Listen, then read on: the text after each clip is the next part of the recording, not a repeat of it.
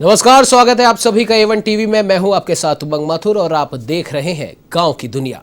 आपको बता दें कि बुलेटिन की शुरुआत करेंगे और आपको दिखाएंगे गांव और कस्बों की हर वो छोटी बड़ी खबर जिसका सरोकार है आपसे। तो आइए शुरू करते हैं गांव की दुनिया का आज का सफर।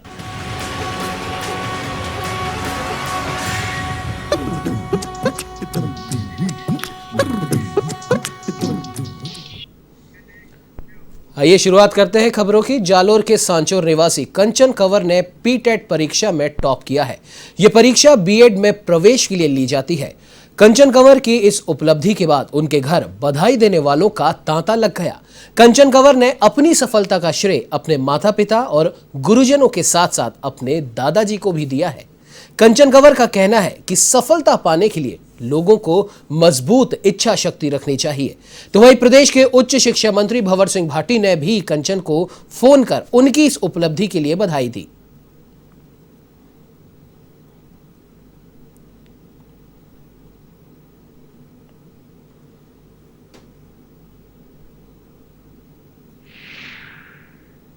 रिजल्ट आया है 2 इयर्स बीएड का।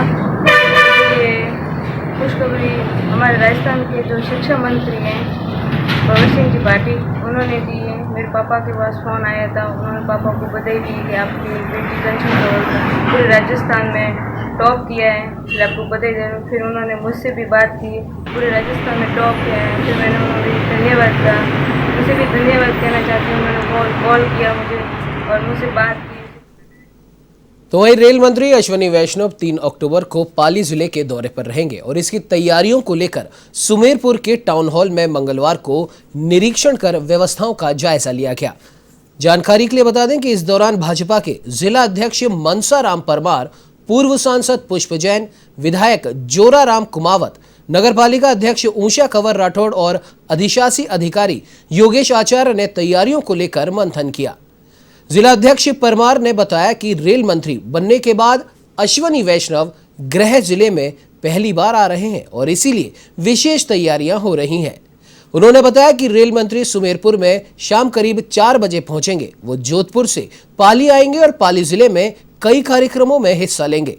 रेल मंत्री के साथ भाजपा के वरिष्ठ नेता ओम प्रकाश माथुर, सांसद पीपी चौधरी समेत पाली जिले के सभी विधायक इस कार्यक्रम में भाग लेंगे।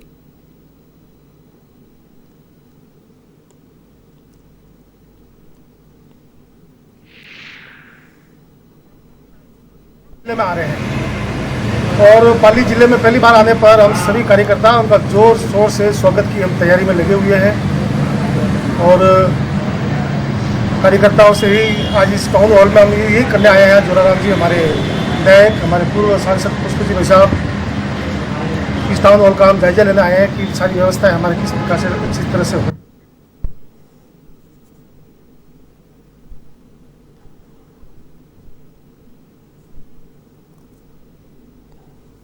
तो आपको बता दें कि सुमेरपुर में अपने गृह जिले में रेल मंत्री अश्विनी वैष्णव मंत्री बनने के बाद पहली बार दौरे पर आ रहे हैं और उसी को लेकर तमाम भाजपा कार्यकर्ताओं ने तैयारियां शुरू कर दी हैं। 3 अक्टूबर को सुमेरपुर में शाम 5 बजे आएंगे रेल मंत्री अश्विनी वैष्णव। खबर चूरू के सादुलपुर से है, जहां किसानों ने फसल खराबे को लेकर मिनी सचिवालय पर विरोध प्रदर्शन कर आक्रोश जताया। किसानों का कहना है कि प्रपत्र जारी कर किसानों से फसल खराबे की जानकारी मांगी गई थी और ऐसे में किसान प्रपत्र देने आए तो समय सीमा समाप्त होने का हवाला देकर प्रपत्र लेने से ही मना कर दिया। ऐसे में किसानों का कहना है कि एक दिन नेट बंद होने के चलते किसान लेट हुए, जबकि किसानों की मूंग की फसल बर्बाद हो चुकी है। बर्बाद फसल की गिरदावरी भी हो चुकी है और ऐसे में समस्या का समाधान ना होने पर रोड जाम करने की उन्होंने चेतावनी भी दी।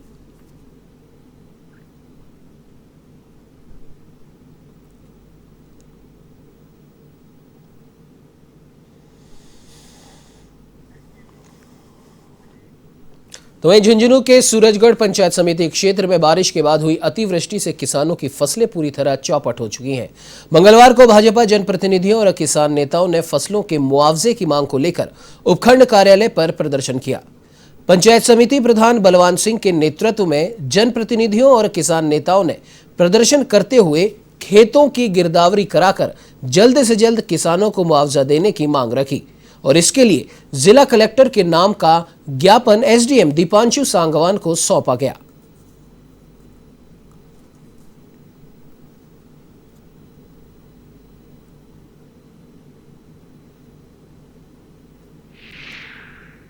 पहुंचकर सभी किसानों ने ज्ञापन दिया है।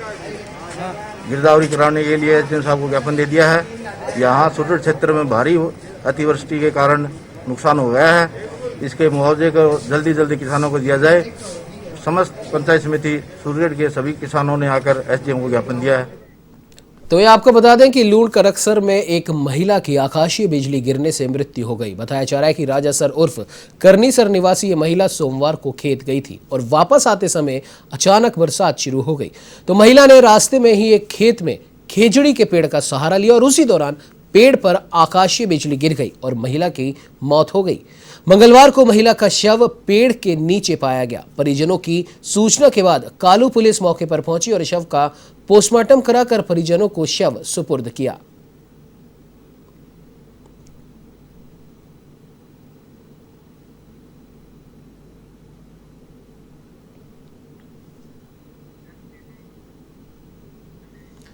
तो वही बांसवाड़ा के खंडिया देव सड़क मार्ग पर राह चलती एक महिला को अज्ञात वाहन ने टक्कर मार दी, जिससे महिला की मौके पर ही मौत हो गई। महिला के परिजनों ने बताया कि सोका डामोर, जो कि खांडिया देव गांव की रहने वाली है और पैदल खांडिया देव से नवा टापरा सड़क मार्ग से जा रही थी और इसी दौरान बीच में किसी अज्ञात वाहन ने उसे टक्कर मार दी, जिससे उनकी मौत हो गई। फिलहाल पुलिस ने इस मामले की जांच शुरू कर दी है।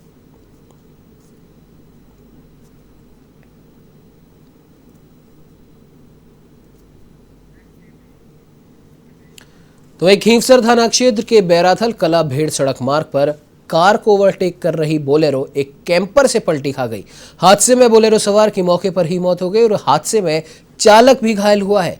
स्थानीय लोगों ने चालक को अस्पताल में भर्ती कराया। आपको बता दें कि घायल बोलेरो चालक ने बताया कि वार्ड पंचों का उपचुनाव था, इसीलिए परिचित को प्रेमनगर छोड़कर वो अपने गांव वापस आ रहे थे।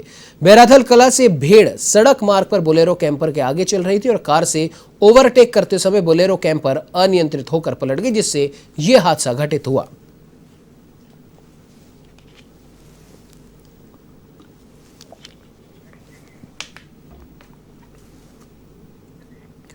तो वहीं धौलपुर के सहपऊ थाना क्षेत्र के घड़ी लज्जा गांव में विवाहिता का शव फांसी के फंदे पर झूलता हुआ मिलने से इलाके में सनसनी फैल गई।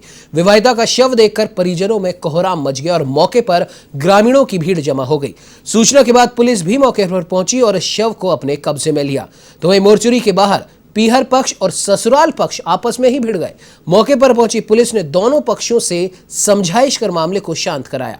पीहर पक्ष ने दहेज हत्या का आरोप ससुराल पक्ष पर लगाया है और पुलिस इस पूरे मामले की जांच कर रही है।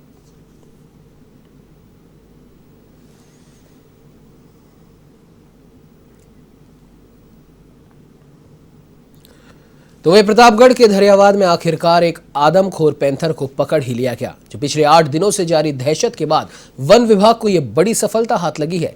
सीता माता वन्यजीव अभ्यारण्य के अंतर्गत आने वाले मांडकला वन क्षेत्र के जंगल में पैंथर वन विभाग के पिंजरे में कैद मिला, जिसके बाद ग्रामीणों ने राहत की सांस ली। गौरतलब है कि धरियावाद के मांडकला वन क्षेत्र में पिछले 8 दिनों से पैंथर ने आतंक मचा रखा था। उसने एक बच्चे सहित 2 लोगों को गंभीर रूप से घायल कर दिया था, तो वहीं एक महिला की मौत भी हो गई थी।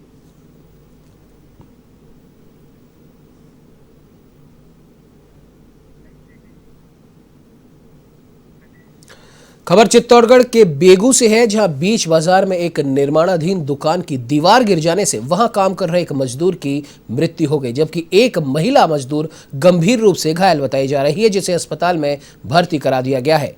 इस हादसे की सूचना मिलने के बाद मौके पर पुलिस और प्रशासनिक अधिकारी पहुंचे और घटना की जानकारी लेकर राहत कार्य शुरू किया गया।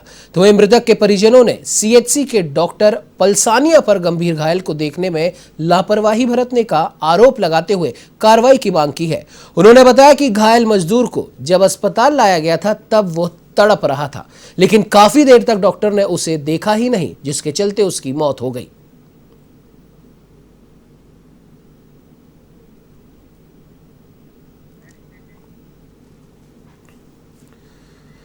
तो वहीं सिरोही के शिवगंज थाना क्षेत्र में चोरी और लूट की वारदातें कि थमने का नाम नहीं ले रही हैं और ऐसे में सज्जन नगर में भी एक महिला के गले से मंगलसूत्र छीनने का एक मामला सामने आया, जहां पीड़ित उमिया देवी ने एक युवक पर मंगलसूत्र छीनकर भागने का आरोप लगाया है, जबकि शिवगंज पुलिस कुछ और ही कह रही है।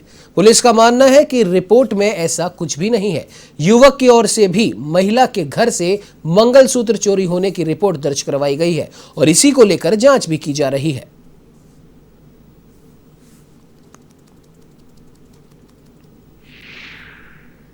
माहिती डब्बा लावीने મને દીધો તો મને 20 તો મને હાથમાં તાજા દીધા છે 10 રૂપિયા જેમ માહિતી કાઢે પો ને एकदम मैं तो कि मन पिया दिए रही ने वो तो हेजी चेन फसेने लेने गयो गला में थी मंगलसूत्र हाँ પછી वन साइड थी चिल्लाया मैं जोर जोरती जो वन साइड थी वेन गयो तो बाद में पुलिस में कीधु तुझे पुलिस आई थी। तो ये अलवर की रामगढ़ के बहादुरपुर रोड स्थित क्रय विक्रय सहकारी समिति के गोदाम में रखे चीनी के 73 कट्टे चोरी हो गए और इस चोरी का पता सुबह चला जब गोदाम के दरवाजे खोले गए। इसके बाद पुलिस को सूचना दी गई और समिति के चेयरमैन भी मौके पर पहुंचे। क्रय विक्रय सहकारी समिति के कार्यवाहक व्यवस्थापक महेश चौधरी ने बताया कि गोदाम में करीब 176 कट्टे चीनी के रखे हुए थे, जिनमें से 73 कट्टों की चोरी की गई है। पुलिस ने भी अब इस मामले की जांच शुरू कर दी है।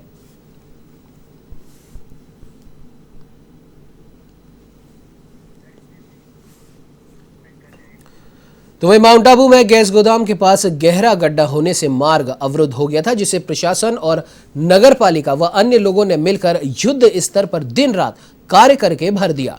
मंगलवार तक मिट्टी भरकर गड्ढे को पूरी तरीके से यातायात के लिए चालू कर दिया गया। आपको बता दें कि इस गड्ढे ने रूडी की कार्यशैली पर कई प्रश्न चिन्ह भी खड़े किए थे।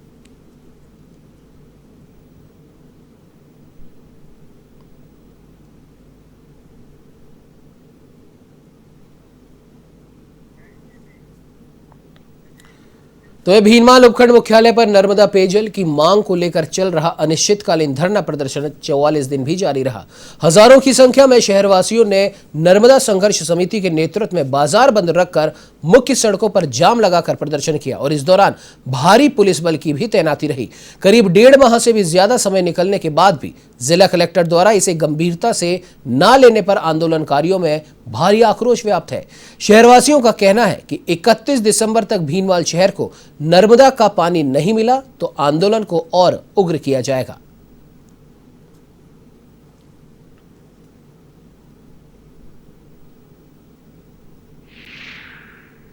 अब तो उनकी प्रैक्टिकल होती है उसके हिसाब से चलना पड़ेगा। जब संबंधित विभाग ने जो नर्मदा प्रोजेक्ट का विभाग है उन्होंने कहा 6 महीने से पहले पानी दिया जाना संभव नहीं है किसी भी सूरत में। और हमने भी यहाँ शरणार्थियों से बैठकर उनके शिविर धरना स्थल पर जाकर हमने उनसे चर्चा की और उनसे निवेदन किया कि जिस प्रकार से ये विभाग वाले बता रहे हैं कि 6 महीने से पहले पानी दिया जाना संभव नहीं है, अपना वो प्रयास यही रहे कि 6 महीने में कैसे भी पानी मिल जाए। तो इसके लिए एक कमेटी बना लेते हैं और रेगुलर इस नर्मदा प्रोजेक्ट में जो कार्य होगा इसकी मॉनिटरिंग करेंगे। परंतु ये जो धरना दे रहे हैं ये संघर्ष समिति है, ये हमारी बात से सहमत नहीं हुई। तो बांदीकुई में निर्माणाधीन दिल्ली मुंबई एक्सप्रेसवे के आसपास हो रहे पक्के अतिक्रमण को प्रशासन ने हटवा दिया है। इस दौरान दौसा जिले के अनंतवाड़ा गांव में जेसीबी लेकर प्रशासनिक दस्ता मौके पर पहुंचा और एनएचएआई की ओर से अधिग्रहण की गई जमीन में बने मकानों को तोड़ा गया। ये मकान काफी पहले ही बनाए गए थे, लेकिन यहां से एक्सप्रेसवे गुजर रहा है, जिसके चलते उनकी जमीन अधिग्रहण हो चुकी है। इस दौरान कुछ ग्रामीणों ने विरोध करने का प्रयास भी किया, लेकिन पुलिस और प्रशासन की समझाइश से मामला शांत कराया गया और शांतिपूर्ण तरीके से अतिक्रमण को हटवाया गया।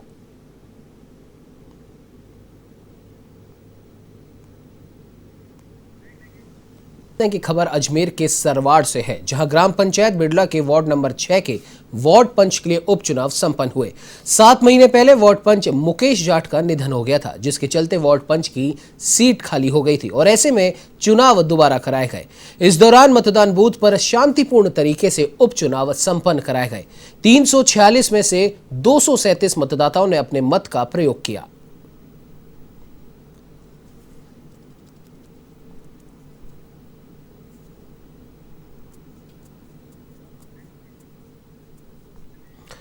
तो वहीं आपको बता दें कि बाड़मेर में उपचुनाव को लेकर मतदाताओं में उत्साह नजर आया। मतदान केंद्रों पर वोटिंग के लिए लंबी लंबी कतारें भी देखने को मिली।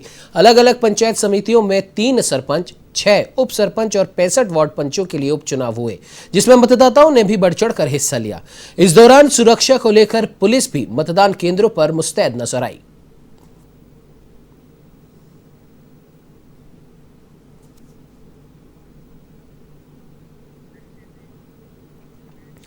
तो वहीं रायसिंह नगर की अरोड़ वंश धर्मशाला में कम्युनिस्ट पार्टी का 2 दिवसीय 23वां जिला सम्मेलन आयोजित किया गया। कार्यक्रम की शुरुआत वरिष्ठ कॉमरेड नेता हेतराम बेनीवाल ने पार्टी का ध्वजारोहण और शहीद आजम भगत सिंह को श्रद्धांजलि देकर किया। सम्मेलन में प्रदेश और जिला स्तर के पार्टी पदाधिकारियों ने पार्टी को मजबूत बनाने और किसान आंदोलन को भी और मजबूत बनाने पर चर्चा की और केंद्र सरकार की जमकर आलोचना की गई।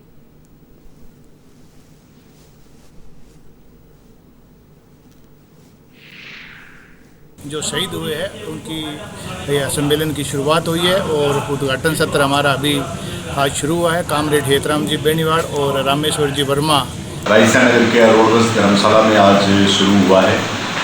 हमारे 3 साल बाद में पार्टी के संविधान के अनुसार सम्मेलन आयोजित होता है। इस सम्मेलन में जन समस्याओं को लेकर हम प्रस्ताव पास करेंगे और आने वाले दिनों में। खबर सवाई माधोपुर के बौली से है, जहां पंचायत समिति सभागार में प्रधान कृष्ण पोसवाल की अध्यक्षता में एक साधारण सभा का आयोजन किया गया, जिसमें विद्युत, पेयजल और मौसमी बीमारियों समेत कई अन्य कार्यों को लेकर चर्चा की गई। आपको बता दें कि सार्वजनिक निर्माण विभाग के कार्यों को लेकर भी चर्चा करने के बाद सर्वसम्मति से अनुमोदन किया गया, जबकि बीसलपुर योजना के अनियमित पेयजल समस्या को लेकर आक्रोश जताया गया। इस दौरान कई विभागीय अधिकारी समेत जनप्रतिनिधि भी मौजूद रहे।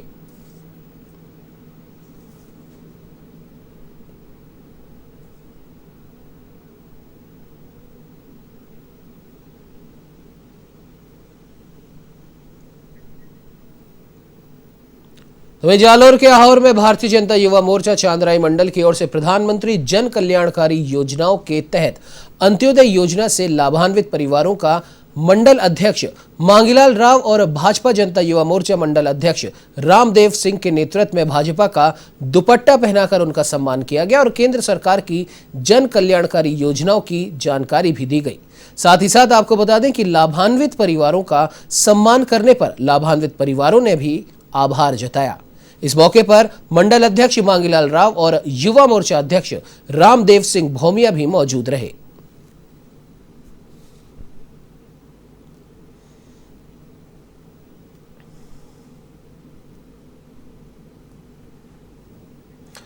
तो वही छोटी सादड़ी की हरीश आंजना राजकीय बालिका उच्च माध्यमिक विद्यालय में महावीर इंटरनेशनल की ओर से झिझक छोड़ो, चुप्पी तोड़ो और खुलकर बोलो प्रोजेक्ट गरिमा के तहत बालिकाओं को सैनिटरी नैपकिन वितरित किए गए। गायनेकोलॉजिस्ट डॉक्टर प्रियंका माली और प्रधानाचार्य मनोज जैन के मार्गदर्शन में केंद्र ने करीब 300 बालिकाओं को सैनिटरी नैपकिन वितरित किए। इस अवसर पर डॉक्टर प्रियंका ने बालिकाओं को उम्र के साथ होने वाले बदलाव की भी विस्तृत जानकारी दी।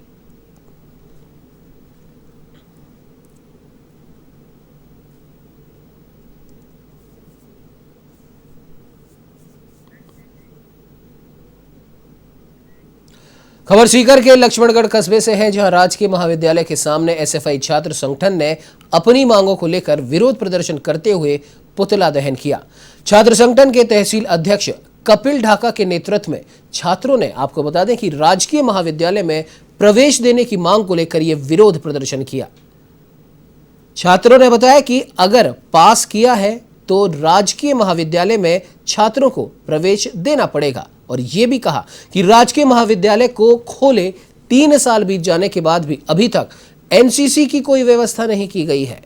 ऐसे में छात्रों की जल्द मांग न माने जाने पर आंदोलन करने की चेतावनी दी गई।